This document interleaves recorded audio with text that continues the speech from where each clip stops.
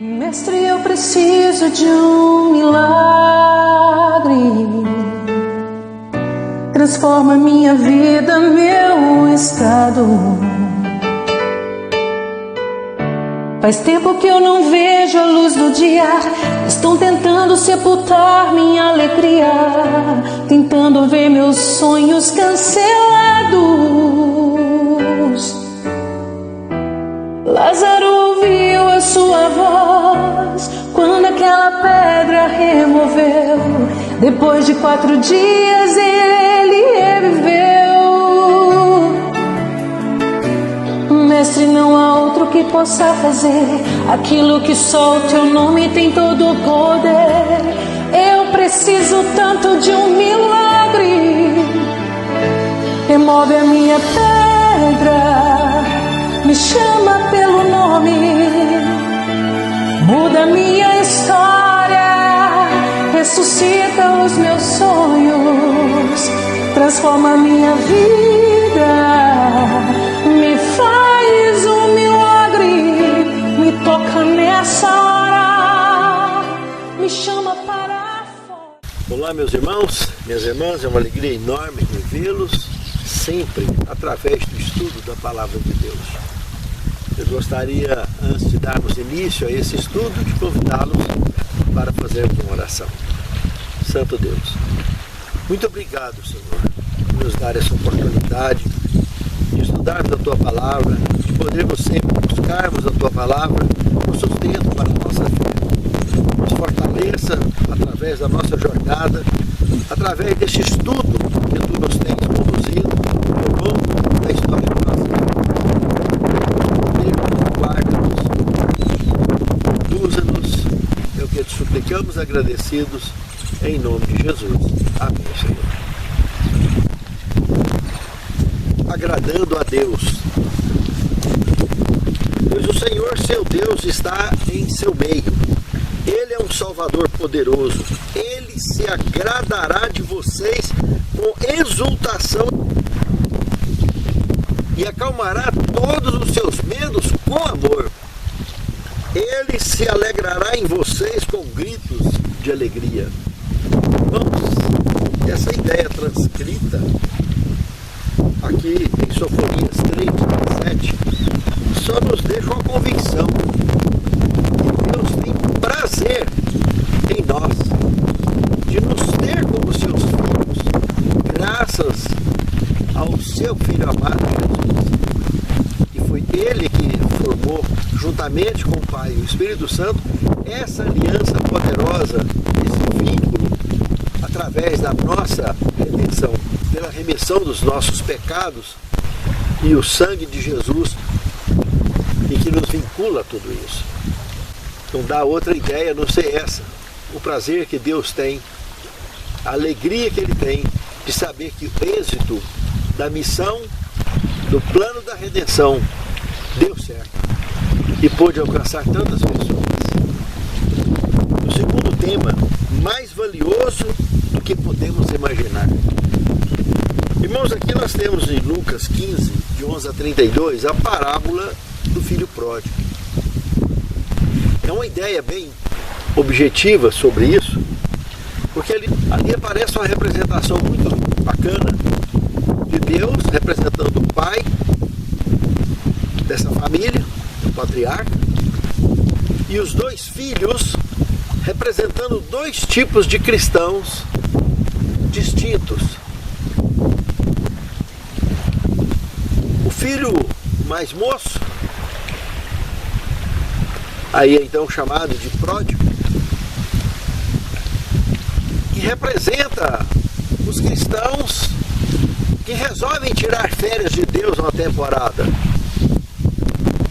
se arrependem e a qualquer custo querem voltar para os braços do Pai.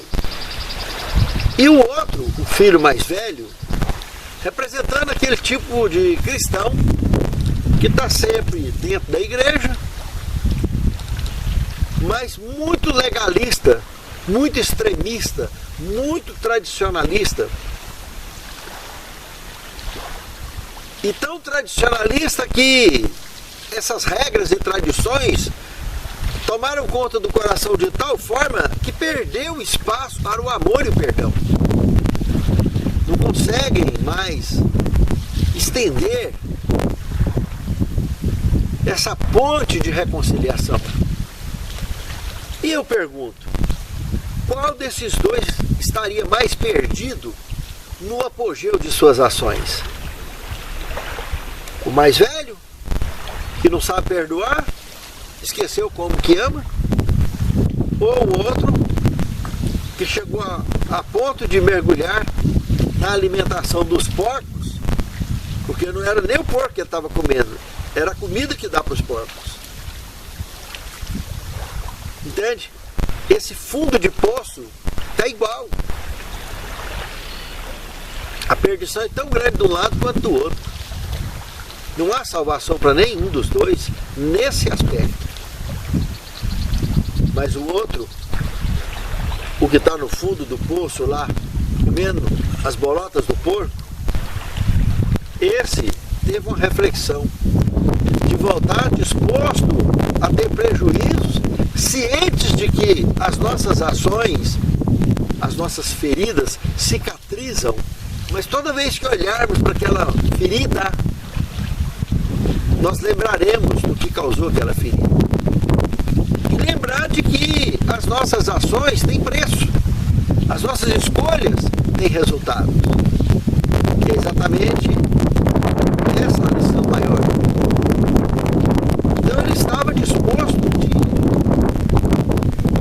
de tomar prejuízo a qualquer custo, de vir para o braço do pai, porque estando junto com o pai, para ele, basta, não precisava de mais nada. E aqui na parábola vem a maior surpresa. Na cultura daquela época, a herança era distribuída de uma forma que não tem nada a ver com o que se faz hoje. Hoje distribui de forma igual aos filhos, quando os pais morrem.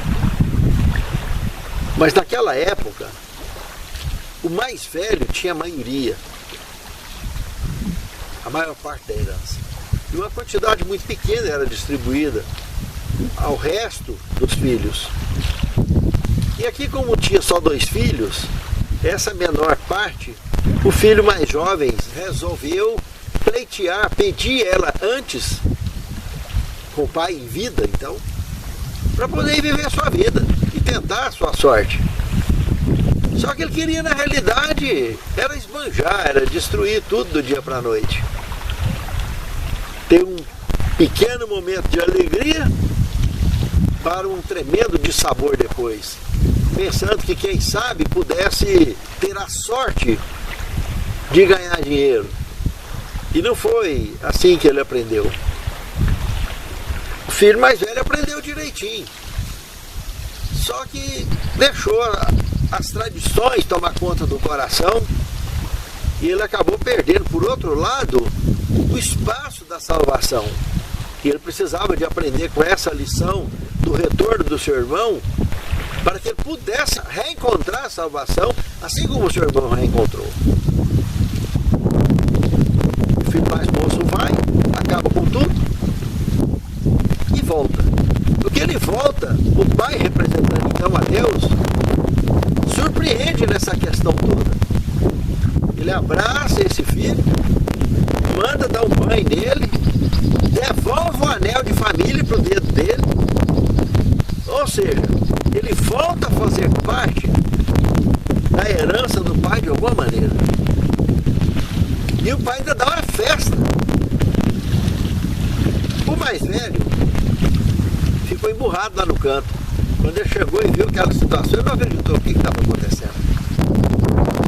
Muitas vezes alguém se afastou da igreja, resolve voltar. A pessoa resolve voltar e já volta assim ressabiada, né? Será que como é que o povo vai ficar me olhando e tal?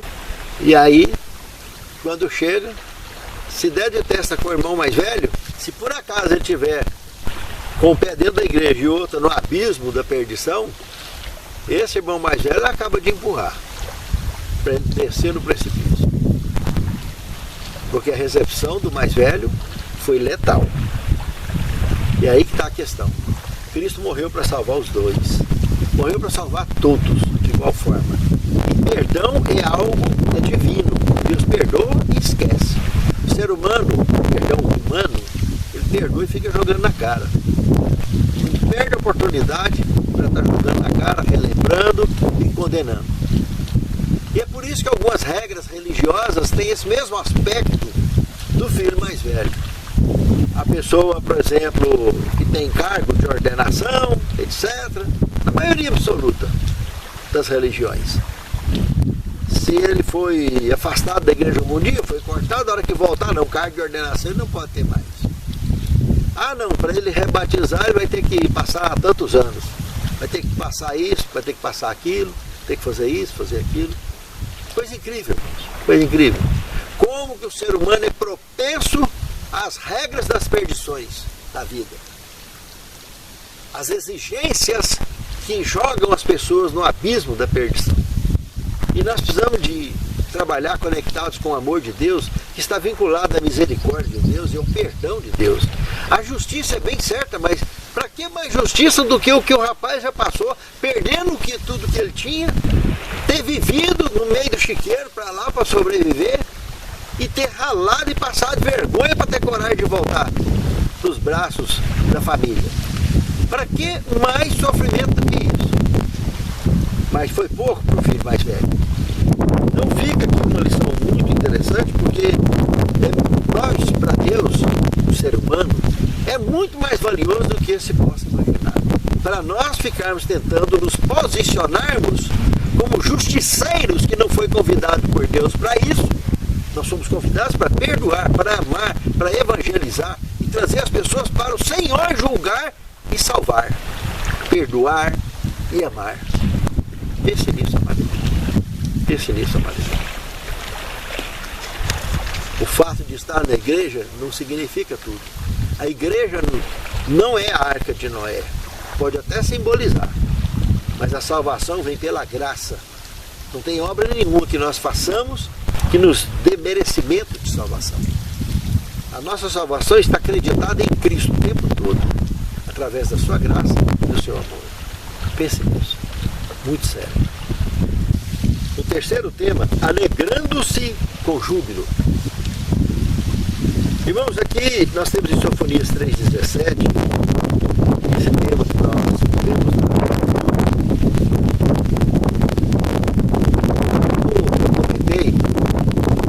só deixa a ideia de que Deus realmente tem um enorme prazer de nos ter, graças à imagem eterna e absoluta, êxito da missão de Cristo e da Santíssima Trindade em nosso favor, porque Deus envolve Elohim, né?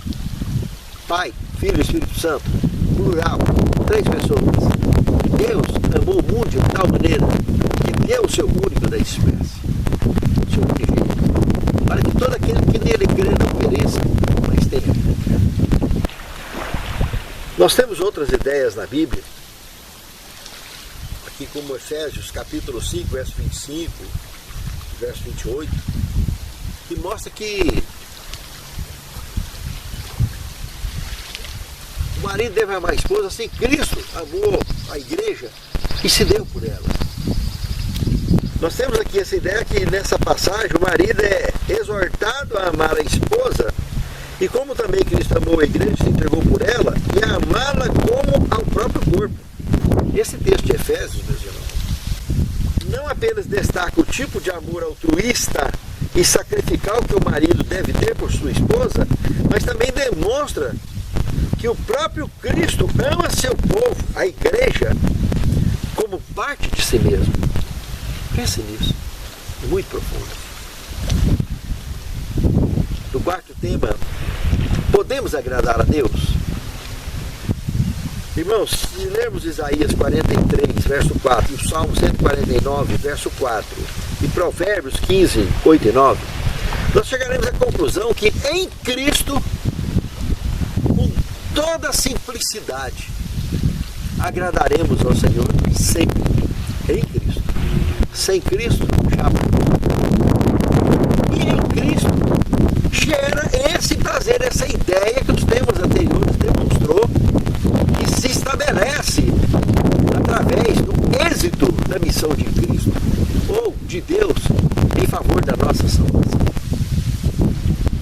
No quinto tema, pedras vivas.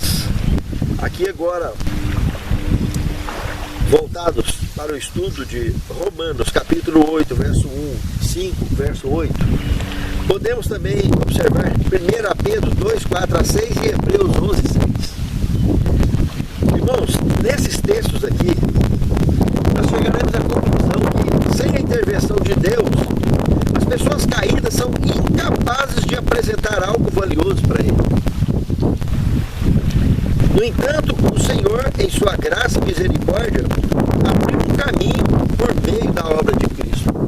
E é só por meio de Jesus que podemos nos tornar pedras vivas e oferecer sacrifícios espirituais agradáveis a Deus.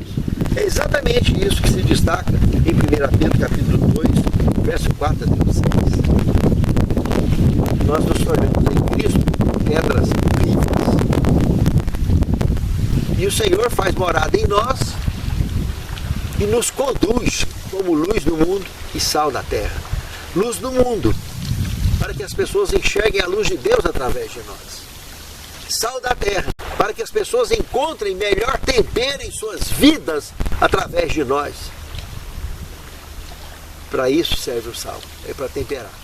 Porque segundo a ilustração de Cristo sobre o sal, se ele não servir para temperar, se ele se tornar insípido, só presta para ser jogado fora e pisado pelo sal. Assim é o cristão que perdeu o seu valor de instrumento vivo, de pedra viva, nas mãos de Deus. Pense nisso. Muito sério. No sexto tema, um alvo digno. Irmãos, se observarmos o Evangelho de Marcos, no capítulo 9, versos 17 a 29, nós podemos perceber aqui que Jesus tinha acabado de descer do Monte Tabor, junto com Pedro, Tiago e João. E lá embaixo percebeu uma cena muito estranha. Os demais discípulos que ficaram ali embaixo pelejavam há horas e horas e horas para expulsar o demônio de um menino que não conseguia. E os fariseus que estavam ali observando aquilo estavam vibrando de assistir aquela cena, porque eles tinham sabido notícia dos discípulos expulsarem demônios. E ali não estava dando conta. E assim que Jesus desce, eles ficavam imaginando, não vai dar conta também, porque juntou que esse tanto de discípulo aí não deu conta, não é ele sozinho que vai resolver. Pode ter certeza que vários deles pensaram desse jeito. E inclusive o pai estava em questionamento sobre essa situação. Irmãos, quando Jesus chega e percebe aquela cena, que situação constrangedora, os seus discípulos diante daquela turma que ali estava. Mas Jesus volta para a situação e começa a conversar com o pai. E o pai se torna de certo tanto infeliz no dizer para Jesus, tipo revelando o que tinha acontecido: ó, seus discípulos não deu conta da situação não. Se o senhor tiver condição de resolver esse assunto aí, a hora que ele falou assim, o senhor? É? Aí ele olhou firme nos olhos dele, o homem balançou e entendeu que ele estava contaminado pelas pessoas que estavam ali, descrentes da peleja que estava tendo, e não estava conseguindo. Inclusive os discípulos estavam extremamente frustrados com essa situação toda e realmente fazendo uma reflexão pessoal, cada um deles, de onde que estava o nível da fé deles, que eles fizeram isso tantas vezes e agora ali não foram capazes de fazer. E só mais tarde que eles foram perguntar para Jesus por que eles não conseguiram, e Jesus vai explicar para eles, não, tem certo tipo de demônio que é só por jejum e oração, não vai sair de qualquer jeito. Jesus estava mostrando isso para o nível de fé das pessoas mortais comuns, porque o nível de fé dele amplamente era conectado 100% com os pais, e Jesus com certeza não estava em jejum, mas estava em oração o tempo todo permanente, como ele estava descendo do Tabor numa vigília de oração, e ele não tinha jejuado. Certeza que ele tinha jantado na noite anterior, que ele tinha comido antes de subir para o monte. E agora desceu ali para tomar um desjejum logo. Jesus estava com tinha um pequeno jejum, um jejum parcial, pequenininho, mas não ia influenciar nada nessa questão.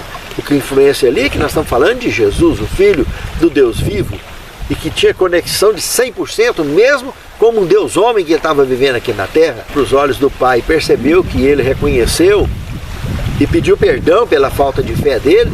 Aí sim Jesus volta para o menino e com poder e autoridade ele expulsou o demônio. E o menino se libertou de quantos e quantos anos que já vinha sendo atormentado por esse demônio. O alvo digno é a nossa resposta, meus irmãos, a respeito da ação e reação de Deus em nossas vidas. Tudo que Deus nos pede, que Deus nos orienta através da sua palavra, se nós assimilamos, vivenciamos e transmitimos, nós estamos conectados e automaticamente nos tornamos um alvo digno do Senhor estar nos usando como instrumentos vivos nas suas mãos para cumprirmos com a missão que Ele tem nos confiado. Mas se nós não assimilamos a sua palavra, não guardamos a sua palavra, não seguimos as orientações, não priorizamos as orientações da sua palavra, como que Ele vai nos usar como instrumentos vivos? Como que poderemos ser das mãos poderosas do poder de Deus para nos usar como pedras vivas? Pense nisso, amado irmão. Pense nisso, amado irmão. No sétimo tema, conexão. Eu queria citar um texto de Desejar a Todas as Nações, para 536 e 537, que diz o seguinte: se permitirmos, Ele se identificará de tal forma em nossos pensamentos e propósitos, moldará de tal maneira nosso coração e mente em conformidade com a sua vontade, que quando lhe obedecermos, estaremos apenas seguindo nossos próprios impulsos. Mediante a comunhão com Deus, o pecado se tornará abominável para nós. Ó Senhor, realize esse milagre em nossa vida sempre, para que possamos, Senhor, de fato, andarmos nos teus caminhos, te servindo e te adorando em espírito e em verdade, sempre buscando cumprir com êxito a missão que tu tem confiado a cada um de nós.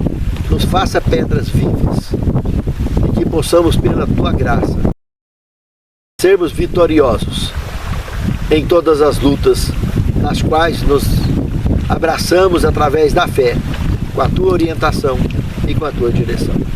Santifica-nos na tua palavra, porque a tua palavra é verdade. Te pedimos e agradecemos essas bênçãos em nome de Jesus. Amém, Senhor. Mestre, eu preciso de um milagre. Transforma minha vida, meu estado. Faz tempo que eu não vejo a luz do dia. Estão tentando sepultar minha alegria, tentando ver meus sonhos cancelados. Lázaro ouviu a sua voz quando aquela pedra removeu.